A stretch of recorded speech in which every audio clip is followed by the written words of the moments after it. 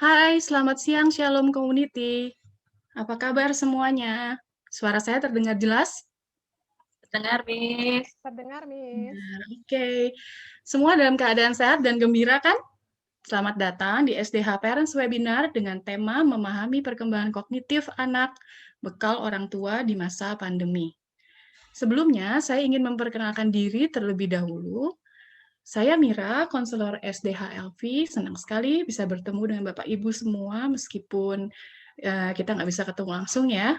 Tapi berkat kemajuan teknologi, yang jauh-jauh lokasinya tetap bisa saling ketemu dan terasa dekat. Nah, saya mau menyapa dulu nih orang tua murid dari SDH, SLH, dan juga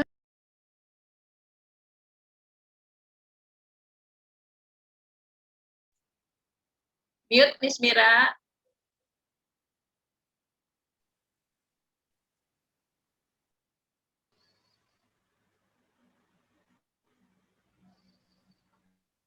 ke-mute ya. Ya. Oke. Sorry. Oke, di sini juga ada para guru, tidak hanya orang tua ya. Halo semuanya. Jadi silakan kalau mau saling menyapa atau memperkenalkan diri, boleh ketik di kolom chat, gitu ya. Saya siapa, dari mana, gitu, silakan. Nah, sebelum kita mulai, saya akan mengingatkan kembali untuk penulisan nama di layar Zoom Bapak Ibu masing-masing. Untuk keluarga besar, orang tua di SDHLV, format penulisan nama adalah SDHLV, garis miring, nama orang tua, garis miring, nama anak, garis miring, nama kelasnya. Ya, lalu untuk yang non SDH, format penulisan nama adalah umum, garis miring, nama. Untuk guru dan staf, format penulisan nama adalah guru atau staf, garis miring, nama. Nah, untuk contohnya bisa dilihat di chat room ya. Di situ sudah diketikkan. Oke. Ada beberapa hal lain nih yang mau saya ingatkan, yaitu selama webinar berlangsung, mic akan di-mute oleh host. Lalu Bapak Ibu diharapkan membuka kamera supaya wajahnya bisa kelihatan. Ya, mungkin bisa jadi obat kangen gitu buat teman-teman yang selama ini nggak bisa ketemuan langsung kan. Nah, jadi lumayan ya kita bisa saling lihat walaupun cuma di layar. Tentunya kalau misalnya jaringan internet Bapak Ibu memungkinkan. Berikutnya, jika selama webinar berlangsung Bapak Ibu ingin mengajukan pertanyaan atau menulis komentar, silakan ketik di chat supaya nggak keburu lupa, ya. Atau kalau ingin bertanya secara langsung, bicara langsung dengan narasumbernya, nanti pada sesi tanya jawab, Bapak Ibu boleh membuka mic dan langsung tanya setelah dipersilahkan. Ya, sekali lagi selamat datang bagi Bapak Ibu yang baru bergabung. Kami menyambut kehadiran Bapak Ibu semua di sini. Terima kasih buat waktu yang sudah diluangkan untuk belajar bersama dari narasumber kami yang luar biasa di siang hari ini. Salut saya untuk semangat belajarnya Bapak Ibu. Sabtu-Sabtu mau meluangkan waktu istirahat untuk menghadiri seminar. Ya, memang jadi orang tua itu kita pantang banget untuk berhenti belajar ya Bapak Ibu. Karena bisa kesalip nanti sama anak-anak yang pengetahuannya terus bertambah. Mereka juga semakin besar, semakin nampak potensi dirinya gitu, dan semakin kompleks. Maka sudah seharusnya kita juga rajin mencari tahu hal-hal yang bermanfaat dan bisa memperluas wawasan. Ya, pepatah mengatakan bahwa orang yang senang belajar, jiwanya senantiasa terpelihara tetap muda. Tuh. Jadi kalau banyak belajar bisa awet muda Bapak Ibu. Ya, belajar apa sih kita siang ini? Membaca topik hari ini di background belakang saya, nih, yang ada di sini, saya jadi terpikir beberapa pertanyaan. Misalnya, bagaimana ya memaksimalkan kerja kognitif anak sejak dini? Bisa nggak ya di saat yang apa-apa serba terbatas, seperti sekarang, perkembangan kognitif anak tetap maksimal? Apa aja sih yang dibutuhkan? Susah nggak ya? Tuh, baru lihat topiknya aja saya udah muncul banyak pertanyaan yang bikin penasaran. Semoga webinar ini bisa berguna untuk kita sendiri, terkhusus buat anak-anak dan juga murid-murid tercinta. Tanpa berlama-lama lagi, kita mau mulai acaranya dengan doa yang akan dipimpin oleh sisi titi kami, Miss Shirley.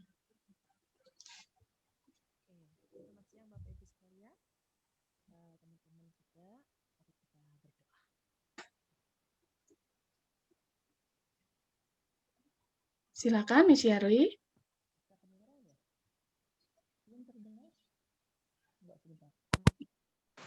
Sudah terdengar kah? Miss. Tadi nggak terdengar.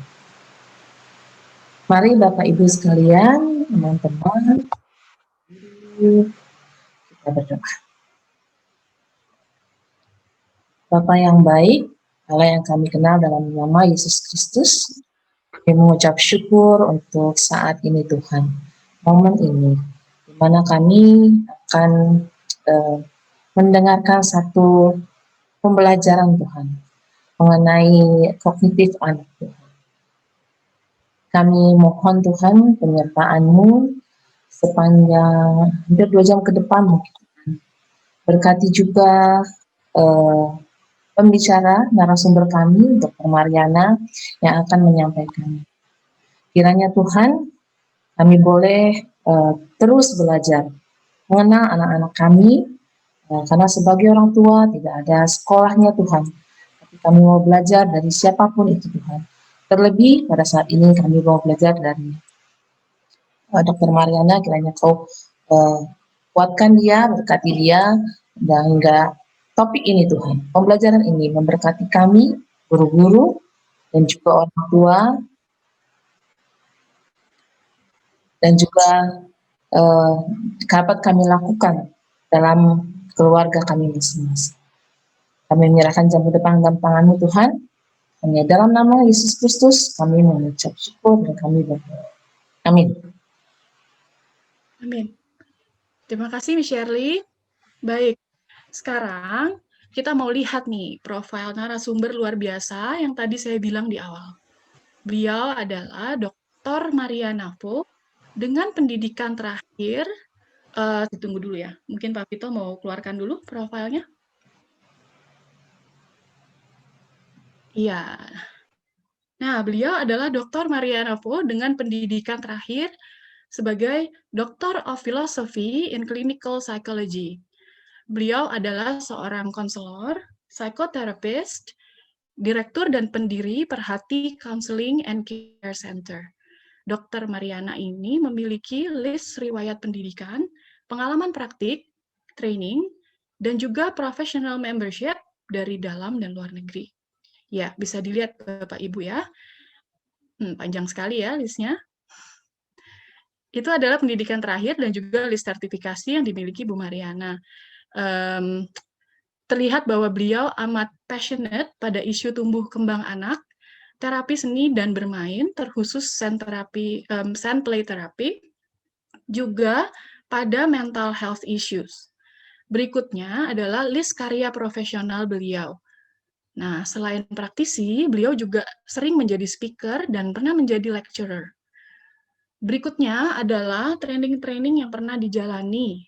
Beberapa di antaranya adalah Fundamental of Neuroscience dari Harvard University, dan juga How the Brain Works dari University of British Columbia. Dengan pengalaman praktiknya, beliau juga mengembangkan banyak riset-riset dan membawakan presentasi di forum-forum internasional. Mari kita sambut Dr. Mariana Vo. Silakan Ibu.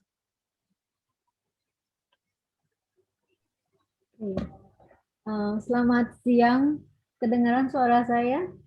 Kedengaran Bu. Ya, selamat siang dan senang sekali ya, berterima kasih juga kepada Sekolah Dian Harapan yang memberikan kesempatan untuk bisa berbagi dengan para orang tua dan guru-guru di sekolah ini. Saya kagum banget dengan SDH ini yang mengequip orang tua secara khusus di masa pandemik. Dan saya rasa ini adalah masa yang sulit bagi kita semuanya, khususnya bagi anak-anak dengan metode belajar yang berbeda, dan dari kebiasaan belajar sebelumnya. Dan mungkin juga sulit bagi orang tua yang harus mendampingi anak-anak belajar dengan metode belajar yang berbeda dari biasanya. Dan saya berharap melalui webinar hari ini dapat menginspirasikan kepada orang tua untuk dapat lebih mudah mendampingi anak-anak dalam proses belajar, khususnya di masa pandemik ini. Nah, mungkin sebelum saya mulai, biasanya ketika saya membawakan webinar atau mengajar, saya suka sekali dengan interaktif, ya, interaksi dari jadi saya nggak ngomong sendiri, tapi orang tua juga involved di dalamnya, dan saya banyak pertanyaan membuat saya juga nanti akan belajar. Dan kalau saya nggak bisa menjawab, mungkin guru-guru di sini bisa menjawab bagi saya. Ya, kita akan mulai. Jadi topik hari ini mungkin slide-nya akan kita tampilkan. Silakan. Jadi topik hari ini kita akan belajar bagaimana memahami perkembangan kognitif anak. Bekal bagi orang tua di masa pandemik. Ini belakangnya nih, bekal bagi orang tua di masa pandemik. Ya, oke. Mungkin kita akan bertanya untuk apa sih kita memahami perkembangan kognitif dan apa gunanya bagi kita. Mungkin saya berikan sharing sedikit tentang kognitif itu apa supaya kita bisa memahami. Jadi kognitif ini berasal dari kata kognisi yang menyangkut jadi semua kegiatan atau aktivitas mental seperti berpikir, mengingat, mempelajari sesuatu, dan membuat keputusan sampai membuat keputusan itu adalah proses dari kognitif.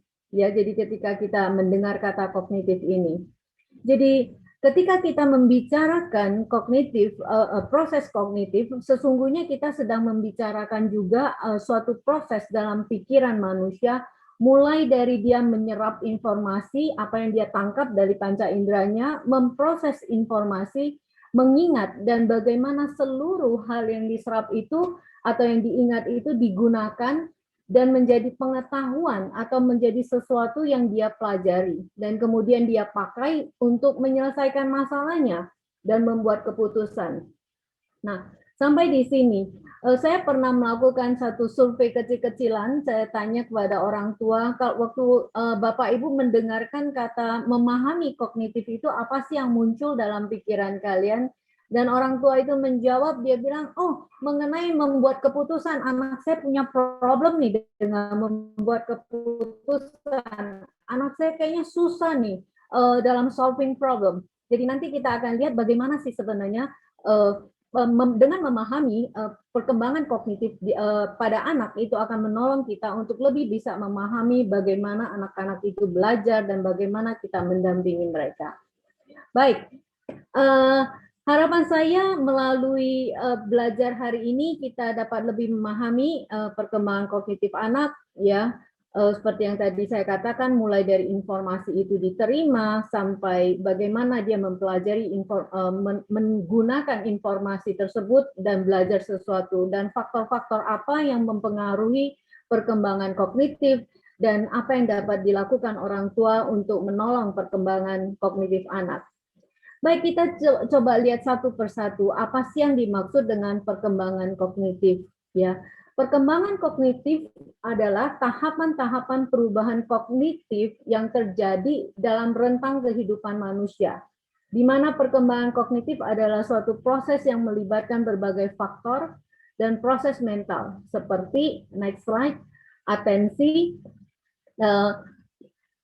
berpikir, mengingat, belum ya slide sebelumnya, ya, mengingat, ya, membentuk persepsi, dan kemudian menghasilkan pembelajaran dan bahasa.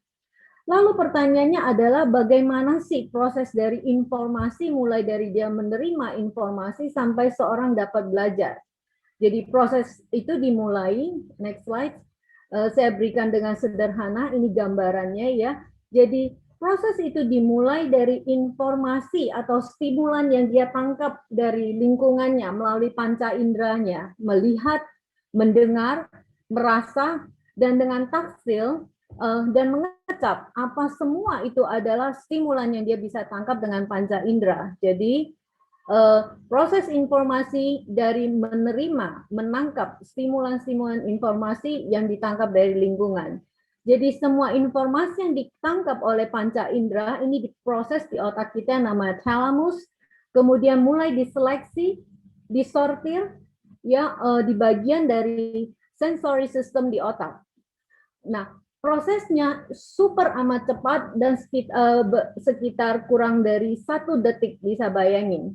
Dan kalau secara visual 0,3 detik. Bayangkan, cepat banget. Nah, bagaimana penyeleksian dilakukan? Yaitu informasi-informasi yang akan ditangkap itu pertama adalah menarik perhatian dan yang disukai atau yang menyenangkan. Itu yang akan ditangkap dan di-store atau disimpan, dan informasi yang tidak menarik diapain? Dibuang. Nah, disinilah proses atensi itu dibutuhkan, perhatian, memberikan perhatian. Dan informasi yang telah diseleksi ini kemudian diproses lebih lanjut, dilanjutkan, dan yang ditangkap tadi diproses, dan bayangkan sebelum masuk ke dalam short-term memory, informasi tadi diseleksi dan mulai dimaknai dulu, kemudian bayangkan apabila terjadi kesulitan atensi pada proses informasi yang ditangkap tadi, hanya sedikit informasi yang bisa diproses ke level selanjutnya. Nah, coba kita aplikasikan proses ini dengan konteks belajar anak-anak ya. Kita coba pelan-pelan digest sebentar. Selanjutnya, informasi yang tadi telah disortir dan dimaknain, kembali ke slide tadi, ya, kemudian akan diproses di dalam short-term memory atau memori jangka pendek. Di short-term memory ini terjadi lebih kurang, ini juga cepat banget, 15-30 detik, dan hanya 2-7 item yang bisa diingat. Maksimal 9 item lah, gitu. Nah, begitu cepatnya, kira-kira Bapak Ibu bisa bayangkan, jika dalam belajar terlalu banyak informasi yang dikasih atau dipaksakan, kira-kira berapa banyak yang dapat diingat oleh anak-anak. Nah, lalu pertanyaannya adalah, kalau begitu banyak, bagaimana mengingatnya? Sekali lagi, cara mengingatnya sebenarnya ada, yaitu dengan cara mengulang dan latihan. Nah, proses di short-term memory atau memori jangka pendek ini yang disebut juga working memory, di mana semua informasi itu diproses dan dimaknai dan dicerna dan dipelajari. Dan pengulangan dan latihan ini akan menguatkan informasi itu. Dan informasi kemudian akan disusun, diorganize, dan ke di-encoding, ya, informasi tersebut ditata dan disimpan di long-term memory kalau sudah dipelajari. Nah, kalau sudah masuk ke long-term memory, kapasitas long-term memory itu besar banget.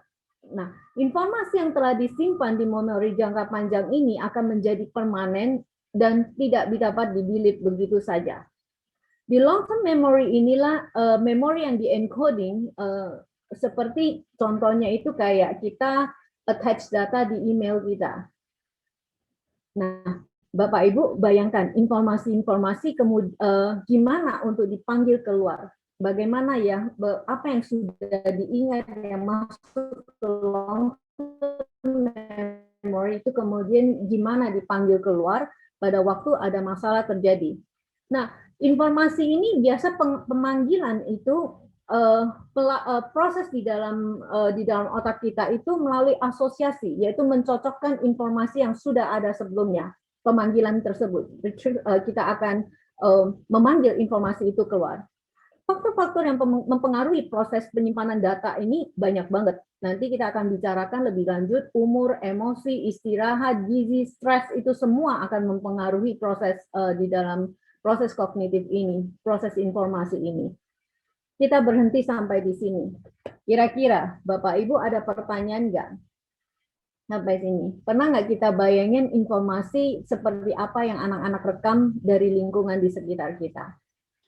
Nah, di dalam saya belakangan ini baru melaunch, risetnya belum dipublish, sedang proses editing, diterima oleh American Psychology Association. Ini ada riset saya mengenai bagaimana proses yang terjadi di dalam dorsal prefrontal cortex, yaitu bagian otak yang bertanggung jawab terhadap learning dan memory system di otak kita, dan bagaimana childhood trauma itu mempengaruhi perkembangan otak. Jadi kalau kita perhatikan dan proses informasi, it's something happen, sesuatu terjadi di dalam processing tersebut, dan bayangkan kalau misalnya ada trauma terjadi yang masuk ke long term memory, imagine nggak? Nanti mungkin nggak sekarang munculnya waktu masa kanak-kanak, mungkin nanti itu akan muncul efeknya dari trauma tersebut. Ini salah satu apa yang saya tulis di dalam riset saya kemarin itu. Anyway, adakah pertanyaan? Silakan. Sudah ada? Kalau enggak kita lanjut. Ya. Ada Bu, itu Bu. Ada satu pertanyaan, Bu. Ya. Saya bacakan ya. Pertanyaannya, seberapa akurat ingatan jangka panjang pada anak usia 9 sampai 12 tahun? Ini dari Ibu Veronica. Pertanyaannya masih seberapa akurat maksudnya? Seberapa akurat ingatan Maksudnya jangka seberapa panjang pada anak usia 9 sampai 12 tahun? Atau gini, kita lanjut dulu, nanti saya akan bicara bagaimana tahap perkembangan kognitif tersebut per tahapan di dalam perkembangan mereka. Saya lanjut dulu, saya hold dulu pertanyaan tersebut ya. Oke, ada yang lain? Kalau nggak ada, saya lanjut dulu ya. Oke. Nah, ada dua faktor yang mempengaruhi perkembangan kognitif seseorang, nature dan nurture. Mungkin kita udah sering dengar kata nature and nurture. Nature adalah aspek-aspek yang menyangkut genetik punya factor atau hal-hal yang diturunkan. Nah, nurture sendiri adalah yang relate dengan gen kita ya. Nurture adalah aspek dari lingkungan atau pola asuh, pengaruh sosial ya dari lingkungan, dan kedua aspek ini sebenarnya berinteraksi satu dengan yang lainnya, dan kita mungkin agak sulit menemukan aspek nature atau nurture. Karena terakhir di dalam 30 tahun terakhir ini dengan perkembangan neuroimaging, actually studi epigenetik menjadi sangat-sangat booming dan terkenal, dan bicara mengenai bagaimana gen kita terus berinteraksi dengan lingkungan dan gen itu mengalami perubahan. Nah, kedua aspek tadi, nature and nurture, ini terus berinteraksi dan mempengaruhi bagaimana bukan hanya perkembangan kognitif seseorang, tapi perkembangan diri seseorang. Faktor-faktor apakah, lalu bagaimana faktor-faktor ini dapat mempengaruhi? Saya akan mulai. Ada seorang ahli dari Swiss, Yase, dia menunjukkan bahwa perkembangan kognitif anak itu mengikuti kematangan dalam perkembangan otaknya. Jadi merupakan proses genetik yang didasarkan atas mekanisme biologis perkembangan sistem saraf. Kalau kita lihat di dalam gambar ini juga bisa kelihatan ya. Kemampuan atau proses berpikir anak itu menurut Piaget sesuai dengan tahapannya, dimulai dari konsep yang konkret sampai ke konsep-konsep yang lebih tinggi, yang abstrak dan logik. Nah, dengan makin bertambahnya umur seseorang, maka makin komplekslah susunan sel saraf dan makin meningkat pula kemampuan kognitif seseorang. Nah, kalau kita perhatikan di sini gambar ini, lihat dari 7 minggu ya, bagaimana brain itu terus berkembang sampai 28 weeks ya. Ini suatu scan dari neuroimaging. The next kita bisa lihat ya. Nah, ini ada brain development ya, mulai dari embryonic sampai postnatal, itu setelah lahir 2 tahun. Ya, terus mengalami perkembangan, mengalami kematangan di otaknya. The next slide. Next slide. Kita bisa lanjut. Next slide, nah kita bisa lihat newborn baby jaringan saraf, koneksi di otak anak-anak dari lahir sampai dia 24 bulan. Bisa bayangin nggak, jaringan saraf itu terus berkembang menjadi become very complex, dan jaringan koneksinya akan makin banyak. Dan hal-hal apa yang mempengaruhi perkembangan sinaptik atau jaringan-jaringan saraf koneksi di otak anak-anak itu nanti kita akan bicarakan.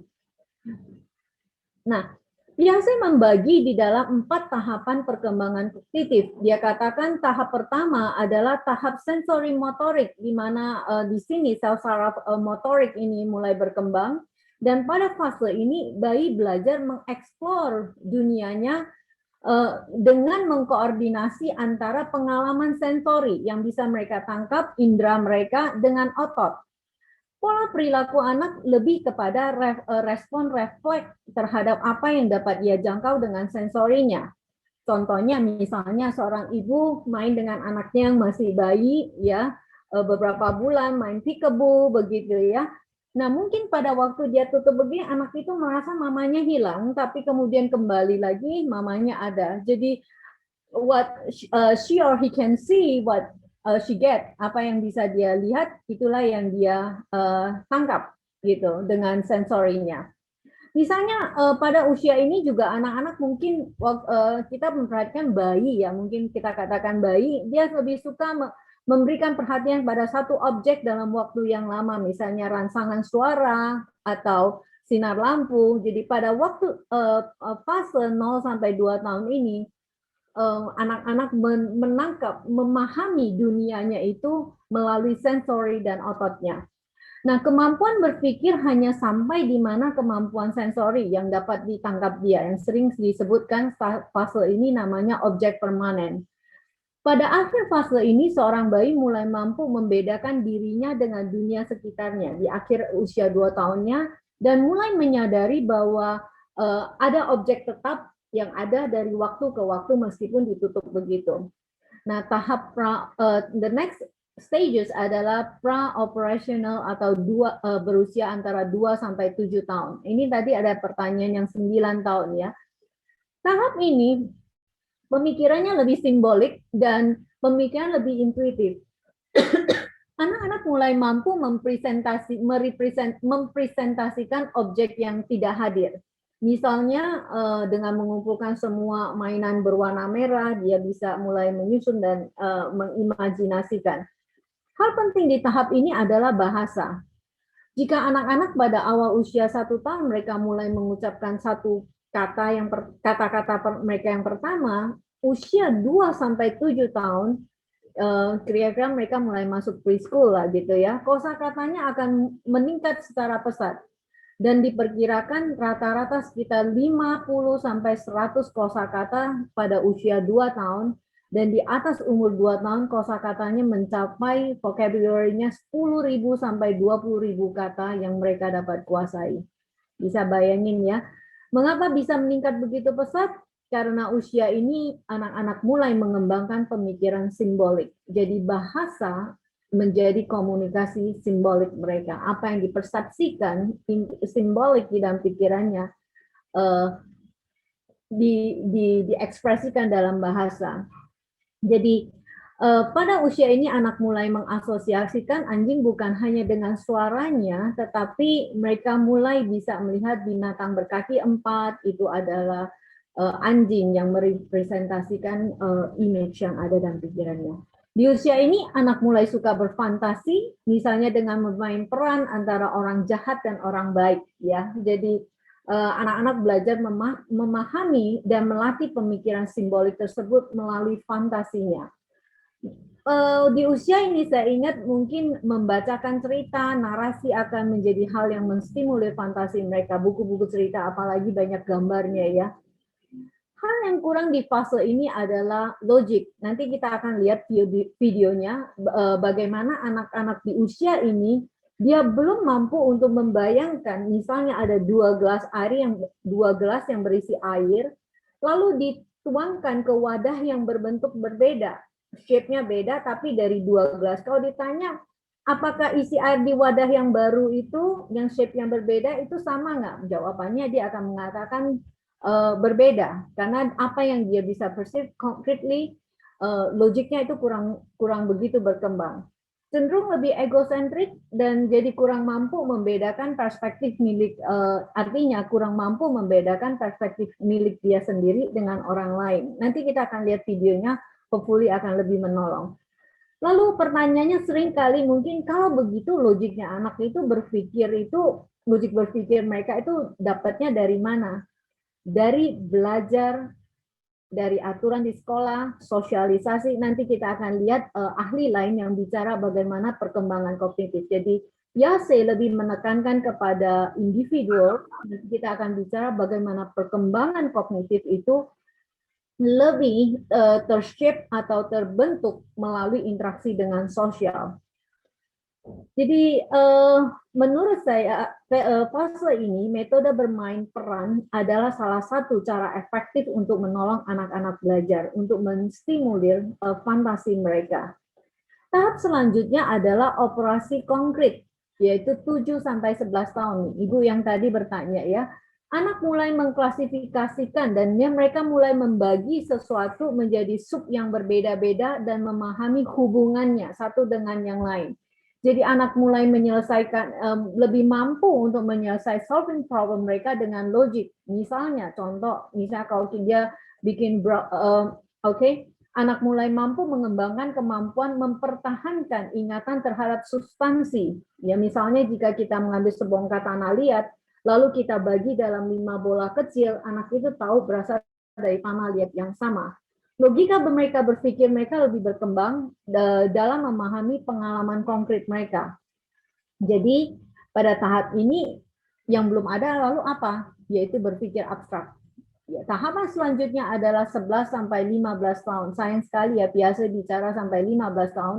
Padahal di dalam riset sekarang mengatakan bahwa perkembangan kognitif itu terjadi di sepanjang umur hidup kita.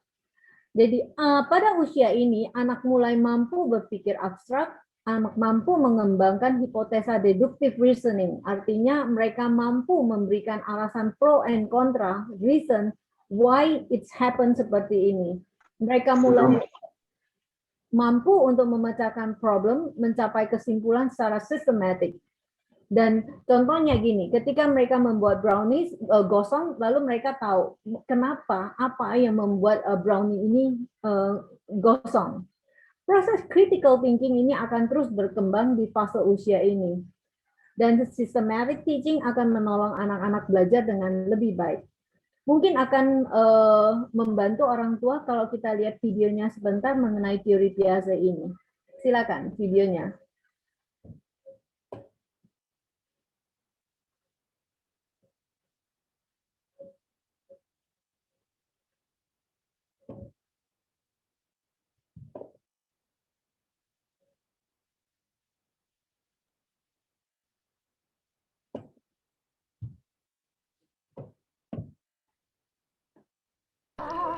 New babies aren't quite sure what happens to objects when they leave their sight. Sky's mom keeps disappearing and reappearing. No wonder peekaboo is so much fun. During their first year, however, infants will learn an important concept: object permanence. Everything has a life of its own, even if it is out of sight. At Maya's age, babies know to look for the object, but they might not have everything else straight. 10-month-old Simon is about to make a classic mistake. Although he watched us place the toy plane under the white cloth, he'll look for it where he last found it, not where he watched us hide it. Can you look at these two glasses? Do you think that they have the same amount of juice? You think they have the same? Okay. Now we're going to pour this juice into this glass.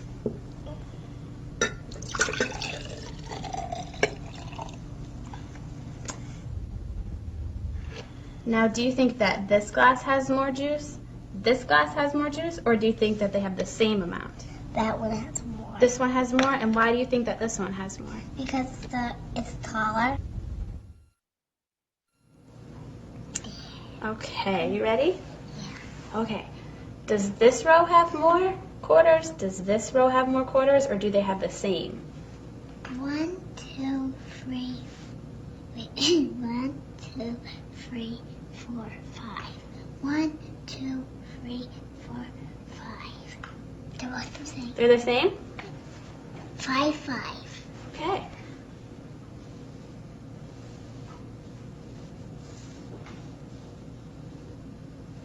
Okay. Does this row have more quarters? Does this row have more, or do they have the same? This one has more. That one has more quarters? Yeah.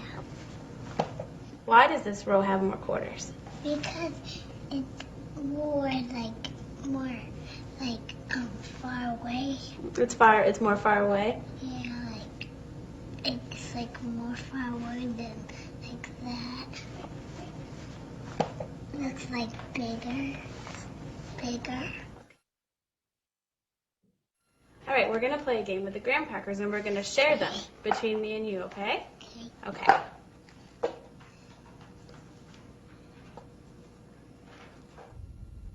Do you think that we shared those fairly? No. No, why not? You share. You have those and I have this one. Well, what if we try this? Okay, can I put this down right there? Okay. Now is it fair? Yeah. Yeah, why is it fair now? Because we both have two. Can you tell me what you see when you look at that from where you're sitting? What are some of the things that you see? And a cat. A cat. And a tree and a bone. Okay, now we're going to do the same thing. Can you tell me what you see when you look at it from that stool? An owl. An owl. And him. What is that? A goat. A goat. Yeah. Okay, is there anything else you see? Yeah, right there.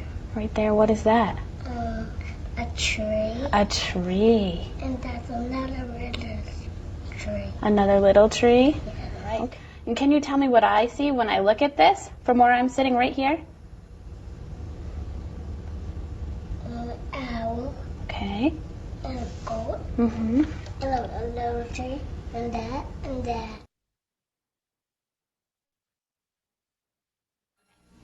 So first we're going to look at these two cups right here.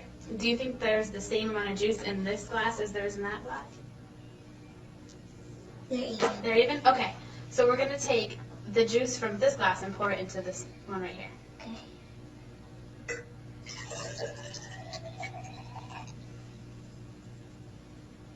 Okay, so now we're going to look at this glass and that one. So do you think that there's more juice in this glass, more juice in this glass, or do you think that they have the same amount? Same amount. Okay, why do you think that they have the same amount? Just because this is skinny doesn't mean it's not the same amount. It has the same amount of juice in it, but this one is just wider and this one's skinnier, but they have the same amount of juice in it. It says, if you hit a glass with a hammer, the glass will break. I knew that. And then this one says, Dawn hit a glass with a hammer. I knew that too. So what happened to the glass? It broke It broke. Why did it break?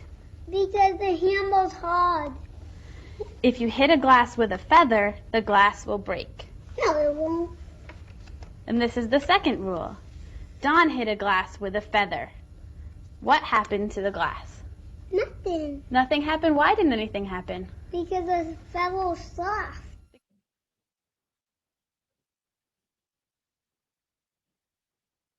If you hit a glass with a feather, the glass will break. Okay. And the second one, Dawn hit a glass with a feather. What happened to the glass? It broke. And why did it break? Because the rule says if you hit a glass with a feather, it'll break. So if you hit a glass with a feather, broke.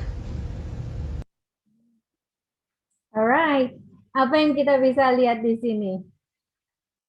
Ya, pada menurut Piaget, kalau kita perhatikan dari video ini, setiap tahapan ada tahapan di dalam tahapan perkembangan ada hal yang bisa dipelajari oleh anak-anak. Jadi kalau dia belum sampai ke level itu, rasanya dia belum mampu untuk memproses seperti itu.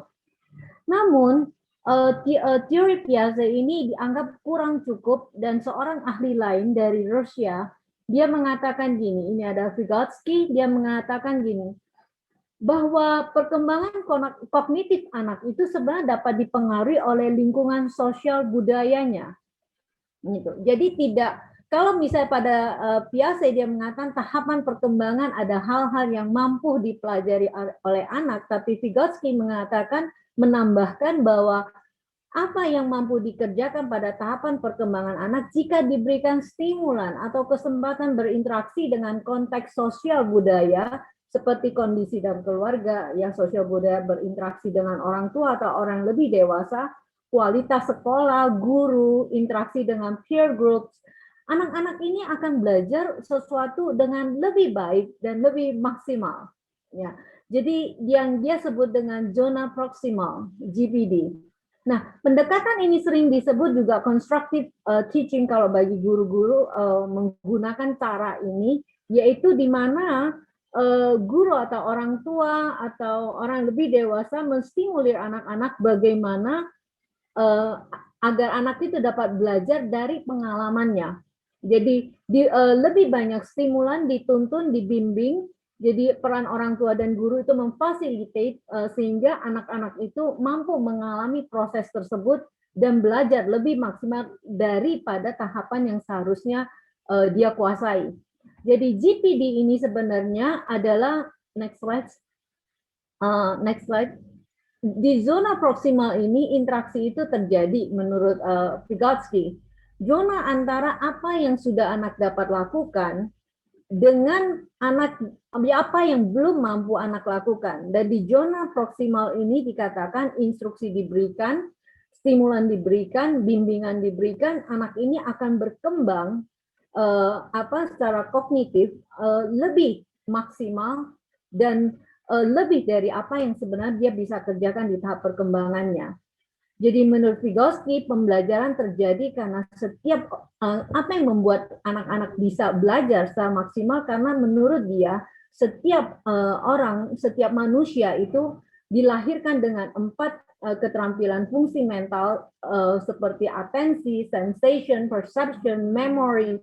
Apabila distimulir, ya lebih banyak stimulan dan dihadirkan dalam konteks sosial budaya, maka anak-anak itu atau seseorang mampu belajar lebih maksimal. Jadi kira-kira teorinya Vygotsky ini seperti yang Benjamin Franklin katakan. Dia mengatakan, next slide, tell me and I forgot, teach me and I may remember, and involve me and I will learn, yang Benjamin Franklin katakan.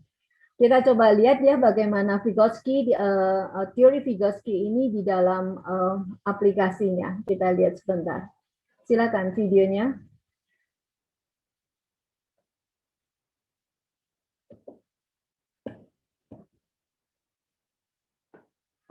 Videonya silakan.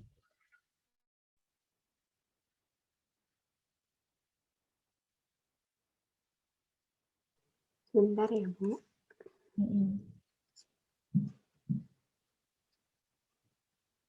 Sorry, salah.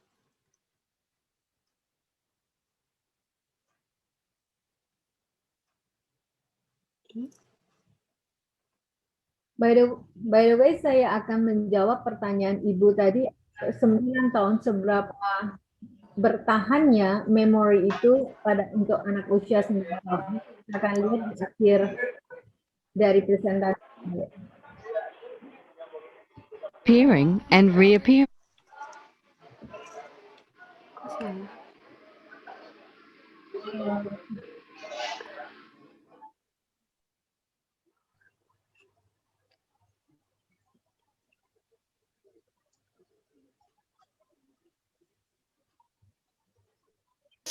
Ada suara? Ya. Ada Mbak. 4, 5, 6. Ini di mana anak ini sedang mengeksplor, belajar sendiri. 10, 11, 16. Very good. This time, why don't you line all the red ones up as you count them? So take them out and line them up in a line. 1, Good boy. 2. Di sini orang tuanya mendampingi anak ini memberikan clue kepadanya, stimulan yang lain. It's blue. We should get all the red ones together first and then you can count them all. That's it.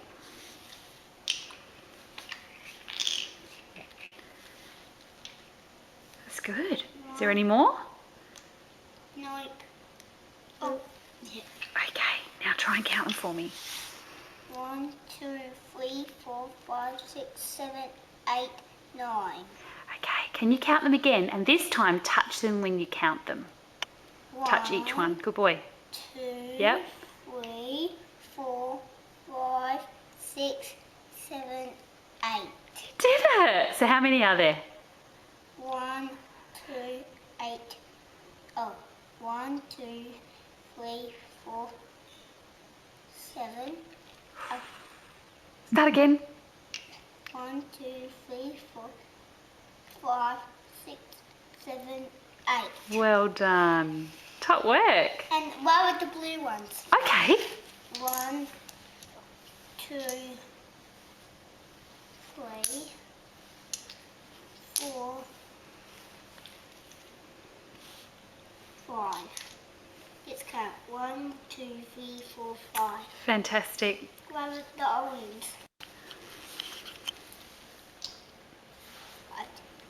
1, 2, 3, 4, 5, 6, 7.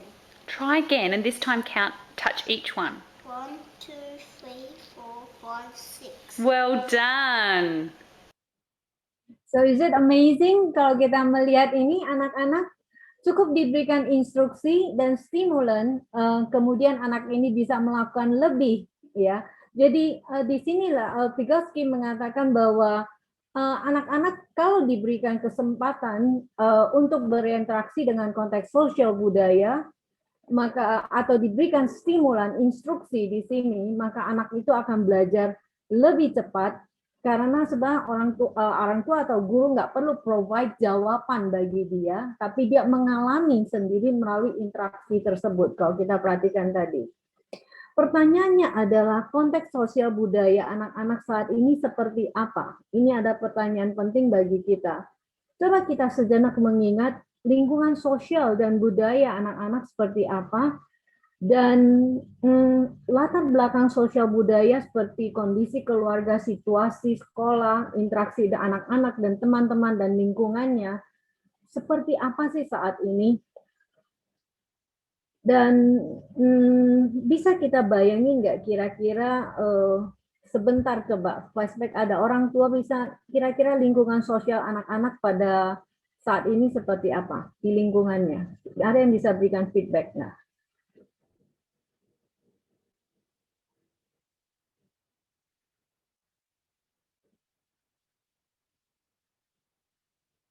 Kita coba reflect sebentar dengan apa yang terjadi di lingkungan kita sekitar dan anak-anak lingkungan anak-anak sekitar lingkungan anak-anak kita saat ini seperti apa? Teman-temannya seperti apa? Sosialnya seperti apa? Apalagi di masa pandemik ini. Berapa waktu yang kita berikan pada anak-anak untuk berinteraksi dengan dia? Atau mereka lebih banyak nongkrong di dalam kondisi keluarga dengan nongkrong di depan TV lebih banyak, dengan game mereka lebih banyak. So think about that. Di sini saya akan memberikan sedikit teaser, video teaser bagi orang tua untuk melihat kondisi lingkungan sosial budaya yang saat ini ada di sekitar anak-anak kita dan di sekitar kita. Bagaimana mereka mempengaruhi kehidupan anak-anak. Stimulan ini luar biasa melalui media sosial. Silakan.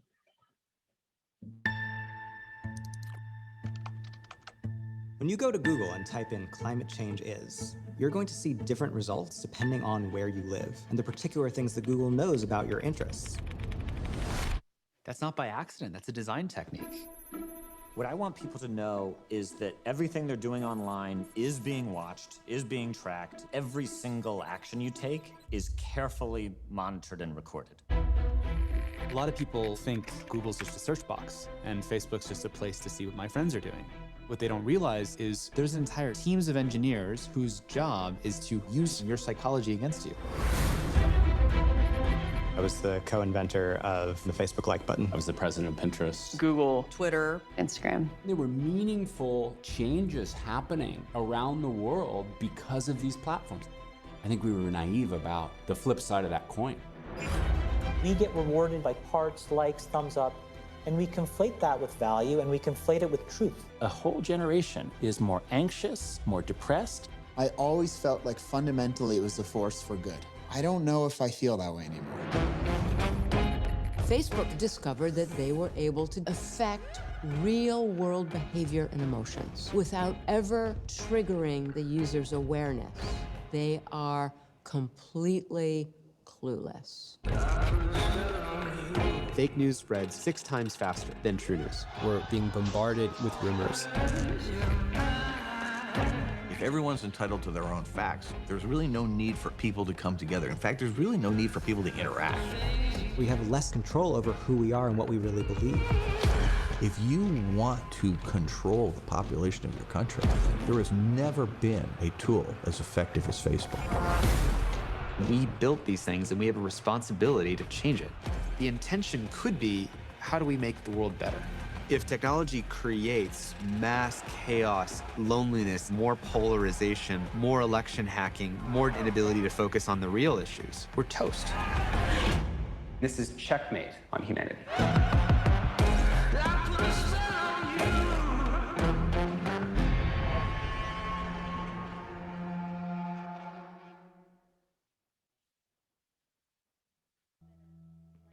There has been a gigantic increase in depression and anxiety for American teenagers, which began right around between 2011 and 2013. The number of teenage girls out of 100,000 in this country who are admitted to a hospital every year because they cut themselves or otherwise harm themselves. That number was pretty stable until around 2010, 2011, and then it begins going way up. It's up 62% for older teen girls. It's up 189% for the preteen girls. That's nearly triple. Even more horrifying, we see the same pattern with suicide. The older teen girls, 15 to 19 years old, they're up 70% compared to the first decade of the century.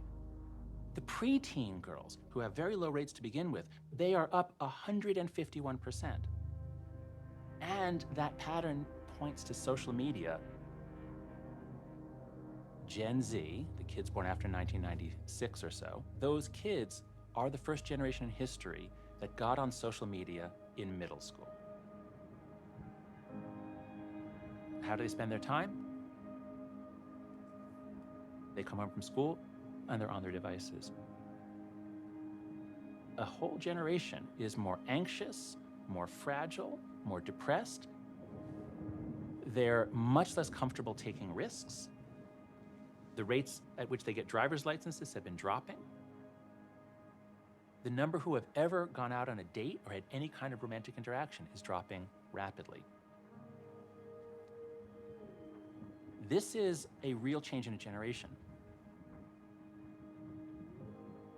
And remember, for every one of these, for every hospital admission, there's a family that is traumatized and horrified. My God, what is happening to our kids?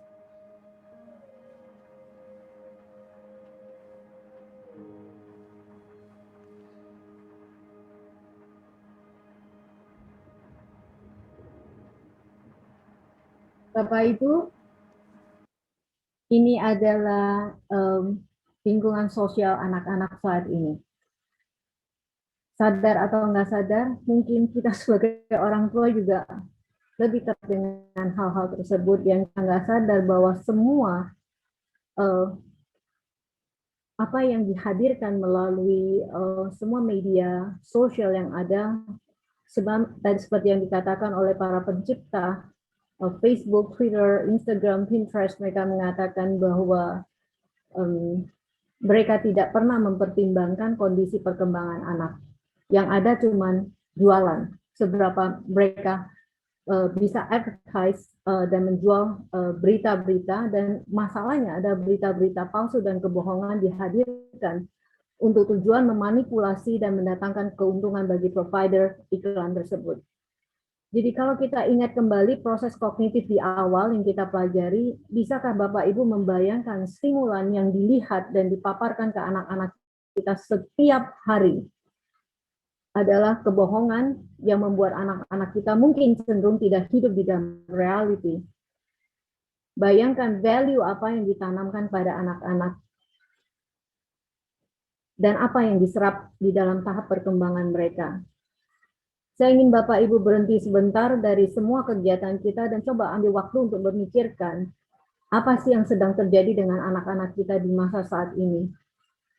Saya banyak menangani kasus-kasus remaja maupun orang dewasa yang di mana masa-masa kecil mereka banyak sekali mengalami hambatan di dalam proses perkembangan dan efeknya baru muncul di kemudian hari di remaja maupun awal muda dewasa, young adult. Oke. Lalu sekarang kita akan lanjutkan sebentar. Sedikit lagi, faktor penting yang diperhatikan dalam yang memberikan andil di dalam perkembangan kognitif menurut saya adalah pengalaman lingkungan awal pada tahap perkembangan. Mengapa ini penting? Pada awal perkembangan anak sebenarnya merupakan fondasi dari perkembangan kognitif, emosi, fisik, dan perilaku. Sebab berbagai riset menunjukkan bahwa 5 tahun pertama anak menjadi fase penting dari perkembangan bukan hanya kognitifnya saja, tapi emosi dan fisik. Studi neuroscience juga menunjukkan, kalau kita Google nanti studi neuroscience sebelumnya lagi, slide sebelumnya, menunjukkan perkembangan otak anak berkaitan dengan pengalaman hidup yang dialami setiap hari dan interaksi positif dengan orang tua dan caregiver, dan juga lingkungannya. Ini studinya banyak banget. Semuanya ini dapat mempengaruhi sirkuit di otak, jaringan di otak yang tadi kita lihat. Jaringan saraf ini akan berkembang pesat selama tahun pertama dan terus berlanjut selama 5 tahun pertama. Makanya sering dinamakan golden age anak-anak. Dan studi menunjukkan 1 juta koneksi di otak terbentuk setiap detiknya jika anak diberikan stimulan positif melalui interaksi ibu dengan anaknya, orang tua dengan anaknya, atau caregiver, bisa dengan bermain, ya menemani anak, membimbing, semua itu akan menolong anak di dalam perkembangan kognitif mereka, gitu. Jadi ada studi mengenai attachment maupun interpersonal, itu juga menunjukkan bagaimana hubungan-hubungan emosional tersebut mempengaruhi perkembangan otak di anak. Kemampuan yang begitu besar pada bayi, kalau tadi kita lihat di usia balita ini juga menyebabkan anak-anak di usia ini mampu belajar bahasa lebih cepat dari orang dewasa. Ada studinya ya. Kemampuan besar di usia ini juga yang tadi saya katakan disebut golden age dari anak-anak, yang sebenarnya mempengaruhi perkembangan anak itu di kemudian hari. Nah, kemampuan belajar ini tentu tidak begitu saja terjadi, tapi didukung oleh kedekatan secara emosional yang tadi saya katakan, attachment antara orang tua dengan anak, dan moreover, studi juga menunjukkan, lebih daripada itu, menunjukkan mengapa pengalaman awal kehidupan anak itu menjadi periode yang sensitif karena semua informasi, pembelajaran, memori sangat cepat dipelajari dan disimpan di otak kita.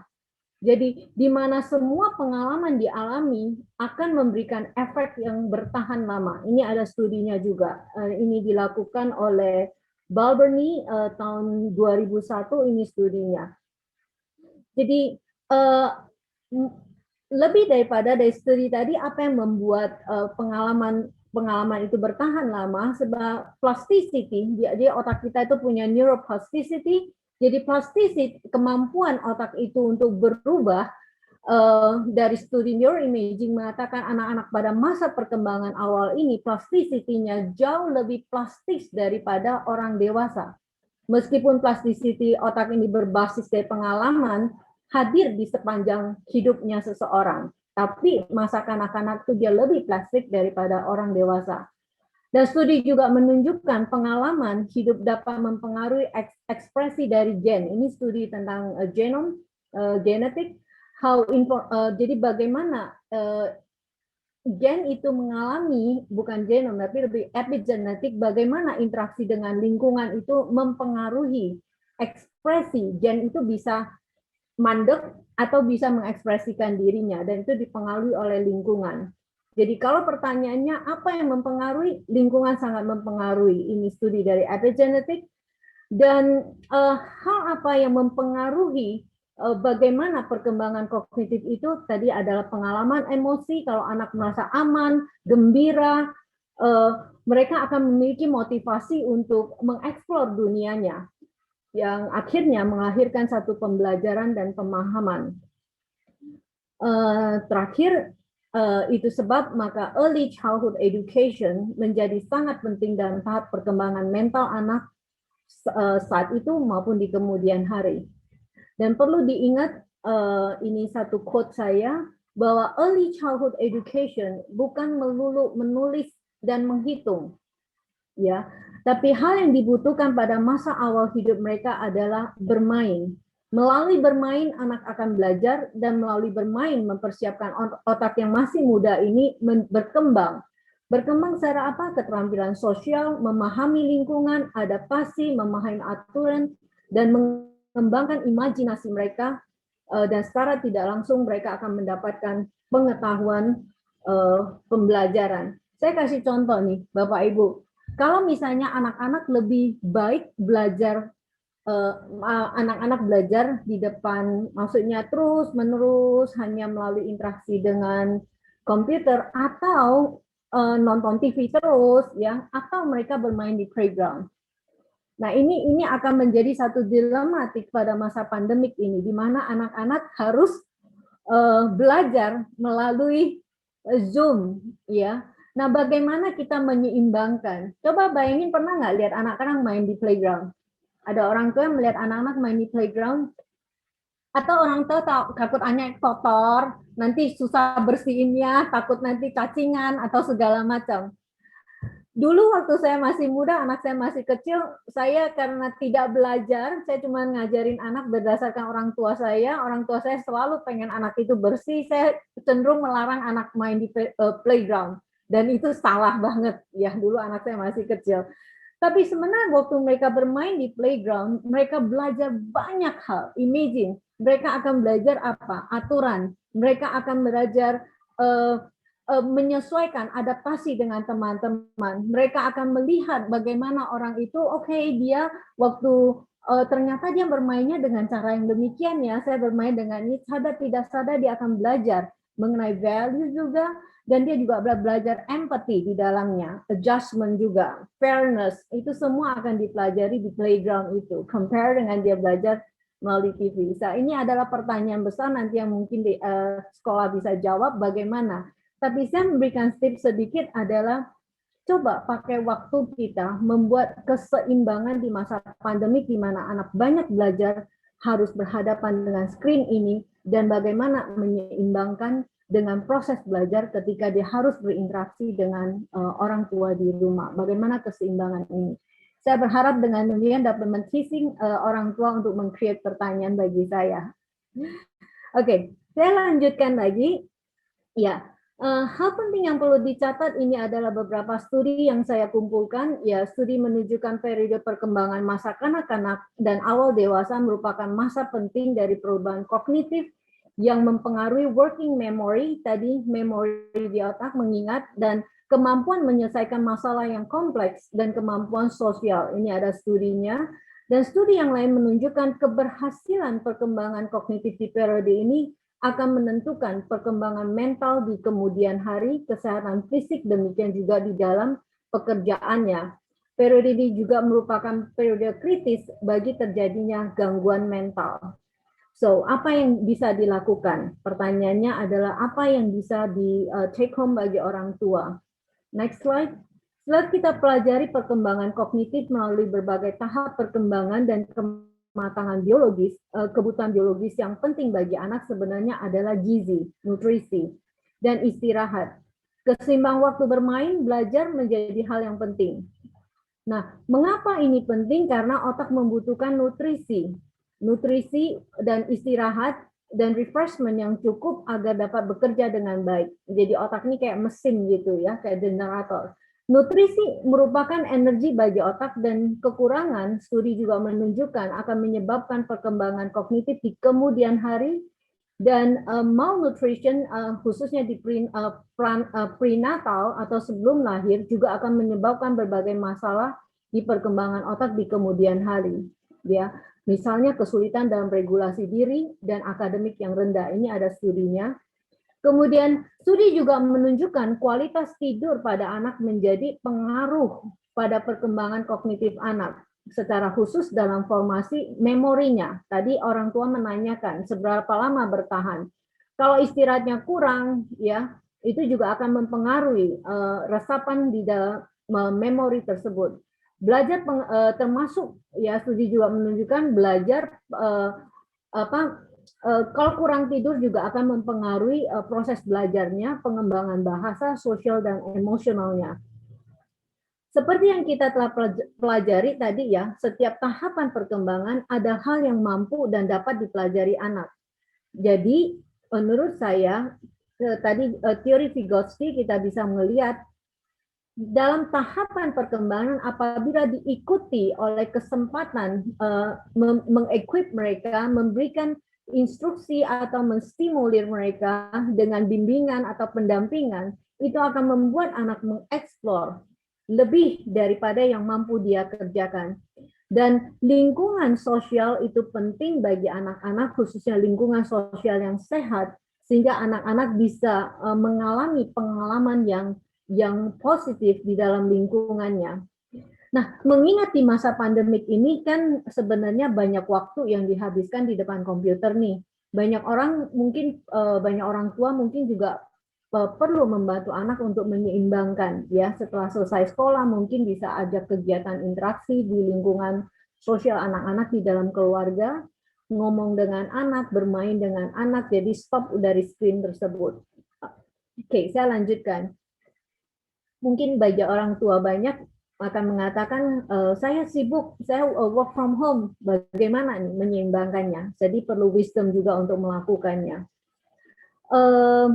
Sebenarnya ada terakhir saya juga mengutip satu studi systematic review meta-analisis yang menggambarkan bahwa sebenarnya kalau ada kegiatan fisik bagi anak, ya termasuk di kelas maupun di luar kelas, itu akan menolong anak dan mempengaruhi proses perkembangan atau fungsi kognitif pada anak. Ini ada studi meta-analisisnya. Oke, siapkan waktu untuk menemani anak adalah salah satu waktu merupakan hal yang penting di dalam tahap perkembangan setiap anak-anak. Dan menurut saya waktu adalah hal yang penting yang menentukan juga masa gini, kalau kita mengatakan kita orang tua sayang dengan anak, kalau kita nggak memberikan waktu, itu pertanyaan sayang kepada anak itu menjadi satu tanda tanya besar. Ya, kita bisa banyak waktu untuk chatting, bisa banyak waktu untuk ngerjain kerjaan kita, tapi kalau kita nggak punya waktu untuk anak-anak, pertanyaannya apakah kita benar mengasihi anak kita? Saya berikan contoh yang sangat sederhana aja. Kalau kita punya pacar, ya, pacar kita bilang aku cinta padamu, tapi nggak pernah dia memberikan waktu untuk ngobrol dengan kita, menemani kita. Apakah itu cinta? Jadi saya ingin mengajak Bapak Ibu untuk berpikir kembali. Kita bekerja, ya kita mati-matian bekerja, tapi kita tidak pernah memberikan waktu. Padahal kita bekerja cari duit banyak buat anak kita kan ya. Tapi kita nggak pernah menyisihkan waktu untuk menemani anak kita bermain, belajar, yang sebenarnya merupakan waktu, maksudnya merupakan sesuatu yang paling berharga di dalam perkembangan anak. Kalau udah lewat, anak-anak saya udah besar 2 orang, udah lewat fasenya semakin kita tidak punya waktu dengan mereka, karena waktu mereka posisikan untuk pacar mereka. Jadi kita akan melihat terakhir sebuah video ya sebelum kita mengakhiri. Silakan. A great parent is not the one who gives the most money. not the one who gives the most toys, not the one who gives the best place to live. A great parent is the one who gives attention. To be a great parent, all you need to do is be present with your child. Not give presents, be present. That's all kids really want. They want you to notice them, to be loved, to be wanted. The best parent is the one whose eyes light up when their child enters the room. The parent who makes a promise to love unconditionally. The parent who leads by example. Not by what you say, but by what you do. Kids will never pay attention to your words. They will always and only pay attention to your actions and your intentions. A great parent works on themselves. A great parent makes their own mind strong, knowing their kids will likely follow in their footsteps. Heal yourself. Make your own mind strong, so your children can see the clearest example of what a great life looks like. Setting a clear and strong example of what type of human being you want your kids to become starts with you. It's up to you to set the example of kindness and compassion toward others, to set the example of what it is like to be yourself, to set the example of living a magical life that you choose. That's what a great parent does. Set their child free. Allow them to be themselves. Allow them to make their own decisions. Live your life in such a way that when your kids think of kindness, compassion, strength, authenticity, and real joy, they think of you. A great parent knows not to allow anything in their life they don't want their children to reproduce in their lives. That includes toxic relationships. That includes bad habits. That includes making decisions based on fear. A great parent listens. They don't lecture. A great parent supports, never shames. A great parent guides and sets free. Being a parent is not a job, it's a privilege. Being a parent is not a burden, it's a blessing. They are always watching. What kind of role model will you be for your children?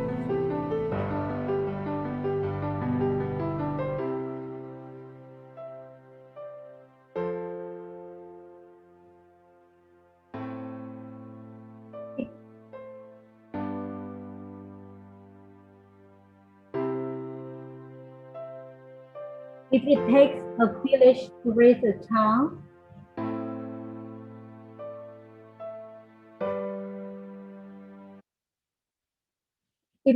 village to raise a child, apabila kita membutuhkan satu kampung, satu RT, satu lurah, atau satu wilayah untuk raise kita punya anak-anak, it take a village to support the child's parents juga. Ini oleh Anne Douglas yang mengatakan, dan I think apa yang dilakukan oleh SDH untuk mendukung orang tua dengan mengedukasi dan bersama dengan sekolah, bersama-sama kita mendukung dan menolong anak kita bertumbuh.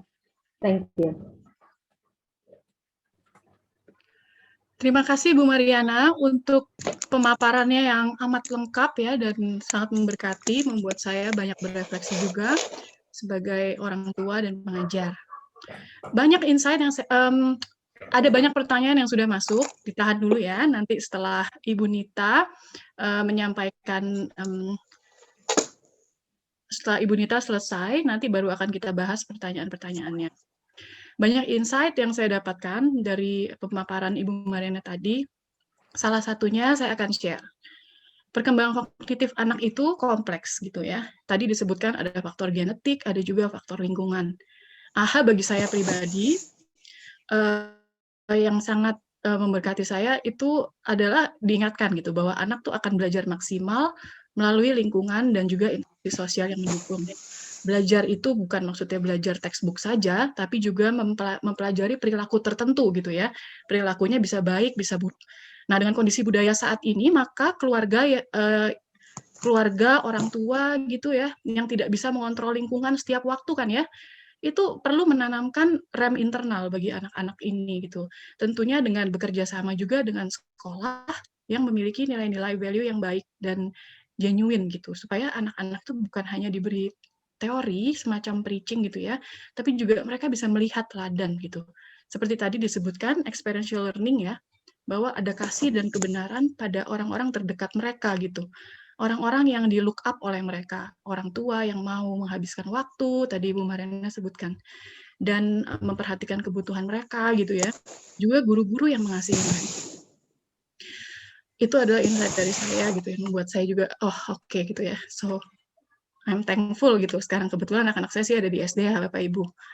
Nah, apabila Bapak Ibu ingin juga menyampaikan insight atau ada aha moment gitu dari apa yang baru saja didengar, silakan tulis di kolom chat.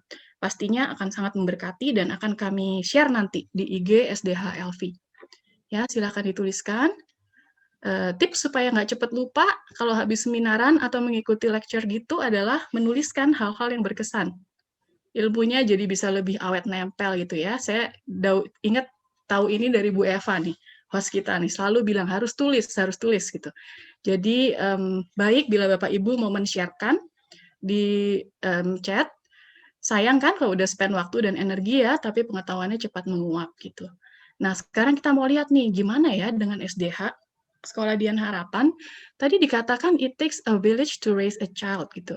Bagaimana sih SDH turut ambil bagian dalam memaksimalkan potensi siswa dan juga memprioritaskan well-being mereka dalam praktek pendidikan yang dilakukan.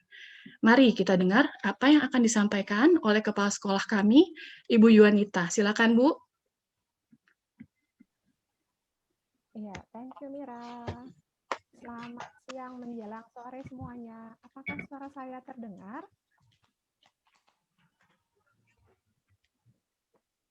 Ibu, suaranya agak kecil ya?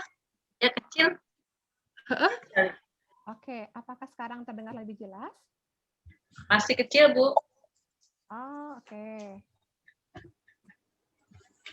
Bentar ya. Masih kecil kah sekarang? Iya, jauh itu rasanya.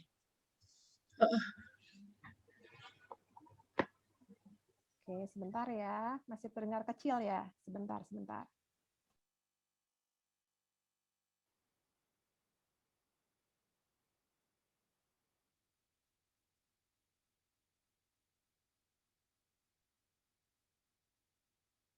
Jawab satu pertanyaan dulu mungkin, Miss Mira. Iya. Boleh, silakan ya, sambil Iya. saya cek volume. Terima kasih. Baik. Ibu jawab pertanyaan dulu ya, Bu. Ada satu pertanyaan dari Ibu Linda. Saat usia berapa anak bisa diperkenalkan belajar bahasa selain bahasa ibu? Bagaimana memaksimalkan perkembangan kognitif anak? Oke, bagaimana memaksimalkan kognitif anak tadi sudah dijawab. Iya, tadi sudah dijawab. Seminar kita ya. Jadi kapan anak bisa diajarkan? Masih ingat nggak tahap perkembangan kapan tadi kalau perhatikan? Di tahap perkembangan yang mana kita anak-anak belajar mengenai bahasa? Waktu anak-anak usia 2-7 tahun, ya, waktu 1 tahun anak-anak mulai belajar kata-katanya, tapi 2-7 tahun perkembangan kognitif itu akan menjadi perkembangan bahasanya akan sangat-sangat pesat banget. Tapi ingat lagi tadi teorinya Vygotsky mengatakan apabila pada usia anak sebelumnya, misal pada waktu 1 tahun itu pun, kalau anak-anak diberikan stimulan, kita sering nyanyikan, ya, kita sering ngomong dengan dia. Nah, anak-anak akan mengembangkan bahasa dengan lebih cepat dari yang dia bisa kerjakan. Saya mungkin jawab sedikit mengenai, hopefully ini menjawab ya. Saya ingin jawab yang tadi pertanyaan yang pertama yang ibu-ibu mengatakan bisa tahan berapa lama anak usia 9 tahun memorinya itu ya. Saya coba jawab itu sebentar ya. Atau Ibu Yonita sudah mau jawab? Karena saya sudah jawab satu pertanyaan. Oke. Apa saya lanjut? Ibu Yonita? Masih dicoba ya Bu mic-nya ya Bu? Coba Bu. Oke, apakah sekarang lebih jelas? Sudah lebih jelas. Oke, terima kasih sudah sabar menunggu. Baik. Selamat sore Bapak Ibu orang tua murid. Selamat sore Bapak Ibu guru dan staf, juga selamat sore para tamu. Juga terima kasih banyak untuk Ibu Mariana Fu sudah sangat memberkati kami semua, begitu ya. Dan semakin mengkonfirmasi kami, lalu semakin mengevaluasi kami apa-apa saja yang sudah kami lakukan yang memang tepat dan terbaik, dan apa-apa saja yang perlu kami perbaiki, begitu ya, untuk semakin maksimal lagi untuk mengembangkan kognitif anak. Baik, saya izin share ya Bapak Ibu untuk menampilkan gambar-gambar supaya lebih jelas.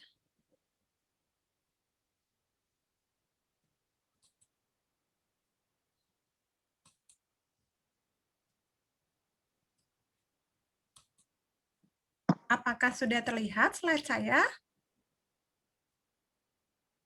Belum, Bu. Belum ya? Oke, Nah, sekarang sudah sekarang. Ya. Oke, sip. Baik. Iya, tadi Bu Mariana mengingatkan kita ya bahwa ternyata pengembangan kognitif itu dimulai dari keluarga, begitu ya. Jadi orang tua murid itu adalah basic sekali ya sebagai pendidik utama untuk mengembangkan kognitif anak. Tapi memang orang tua tidak bisa bekerja sendiri, sehingga lingkungan yang ada di sekitarnya sangat mempengaruhi. Nah, sekolah adalah salah satu lingkungan yang baik nih untuk orang tua. Jadi sekolah dan orang tua bisa sama-sama saling bekerja sama untuk mengembangkan kognitif anak. Nah, beberapa hal yang sudah kami lakukan di sekolah Dian Harapan Lipo Village. Oke, di antaranya adalah saya tunjukkan gambar ini. Ya, salah satu fasilitas yang ada di Sekolah Dian Harapan Lipo Village adalah perpustakaan, begitu ya. Di mana dengan adanya perpustakaan yang dilengkapi oleh buku-buku yang penuh dengan informasi, di mana kami menekankan konsep literasi ini. Ketika mengembangkan anak-anak untuk mencintai buku, kegemaran membaca, ini akan menjadi bekal seumur hidup mereka. Dengan membaca akan membuka wawasan mereka, sehingga mereka akan semakin tahu banyak dunia di luar mereka, seperti itu. Nah, Sekolah Dian Harapan juga punya event-event yang sangat menarik, begitu ya. Selain di beberapa mata pelajaran, diberikan kesempatan untuk anak punya waktu baca, begitu ya. Tapi selain itu juga kami punya acara event yang menarik nih, yaitu Book Week, begitu ya. Nah, Book Week itu apa? Book Week itu adalah salah satu event di mana kita merayakan gitu ya, kita celebrate merayakan kecintaan anak-anak terhadap buku dan kegemaran membaca. Nah, ini menantang sekali nih. Biasanya setiap tahun kita mengadakannya bisa on-site begitu, dan di mana anak-anak bisa membaca buku. Mereka juga tidak hanya melihat kisah-kisah yang menarik dari buku, tapi yang utama adalah mereka bisa mengambil nilai-nilai yang berharga, gitu ya, value-value dari buku itu, lalu mereka terapkan dalam kehidupan sehari-hari. Dan kami selalu melibatkan orang tua di dalam event buku ini. Jadi kalau Bapak Ibu lihat, ini ada seorang ibu yang sedang memegang buku. Nah, dia lagi jadi guest speaker nih ya, untuk menceritakan kisah-kisah di dalam buku tersebut. Itu sebelum pandemik ya. Selama pandemik, guru-guru terus berusaha. Mereka berkreasi gitu ya untuk mengusahakan acara ini tetap ada. Walaupun tidak bisa bertemu dengan tatap muka, karena waktu itu seru banget nih, di akhir buku ini, di minggu terakhirnya, kami menggunakan pajamas gitu ya, memakai baju tidur, mereka bisa membawa properti-properti yang mereka bisa bawa sebelum mereka tidur, jadi seolah-olah itu seperti rumah mereka begitu ya, seperti second home, lalu mereka mendengarkan cerita. Nah, khusus di pandemik ini mereka melakukan di rumah masing-masing begitu ya, di kamar mereka masing-masing. Tapi tetap ada guest speaker-nya. Kami mengundang orang tua murid juga untuk menceritakan ya kisah-kisah yang ada di buku ini. Dan anak-anak sangat terbuka karena mereka bisa melihat bagaimana kognitif mereka berkembang, lalu mereka juga melihat dari area-area yang lain. Sehingga mereka mulai bertumbuh sedikit demi sedikit mulai dari sejak dini. Nah, beberapa event yang lain yang kami lakukan juga adalah namanya Mission Service Learning. Nah, di dalam Mission Service Learning ini adalah anak-anak tidak hanya selesai belajar satu topik, begitu ya, katakanlah misalnya sains, tapi anak-anak juga diajak untuk merayakan. Udah belajar nih, terus apa nih? Nggak hanya secara akademis nih, tetapi lalu kemudian mereka juga membagikannya ilmu itu kepada orang-orang yang ada di sekitar mereka, begitu ya. Nah, salah satu contohnya ini terjadi sebelum pandemik nih Bapak Ibu.